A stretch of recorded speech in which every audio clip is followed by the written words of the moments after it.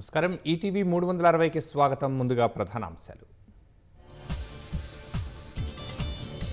మూసీ ప్రక్షాళనకు సహకరించాలని కేంద్రానికి సీఎం విజ్ఞప్తి రాష్ట్రానికి రావాల్సిన నిధుల మంజూరుకు వినతి రేపటి నుంచి రాష్ట్ర శాసనసభ సమావేశాలు ఆగస్టు 2 వరకు నిర్వహించే అవకాశం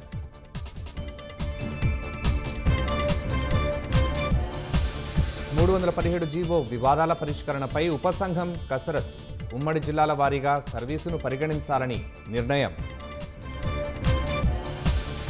ఆరోగ్యశ్రీలో కొత్తగా 163 చికిత్సలు చేర్చిన సర్కార్ ధరలు సవరిస్తూ ఉత్తర్వులు భద్రాచలంలో 3వ ప్రమాద హెచ్చరిక దిశగా ప్రవాహం రాష్ట్రంలో మరో 3 రోజులు మోస్తరు వర్ష సూచన 6.5 నుంచి 7% మధ్యలో దేశ వృద్ధి రేటు ఆర్థిక సర్వే అంచనా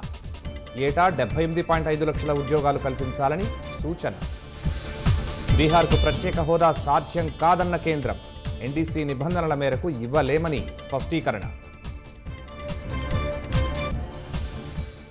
బైడెన్ వైదొలగడంతో రేస్లో ముందుకొచ్చిన కమలా హ్యారిస్ అధ్యక్ష అభ్యర్థిత్వానికి మద్దతుగా నిలుస్తున్న డెమోక్రాట్లు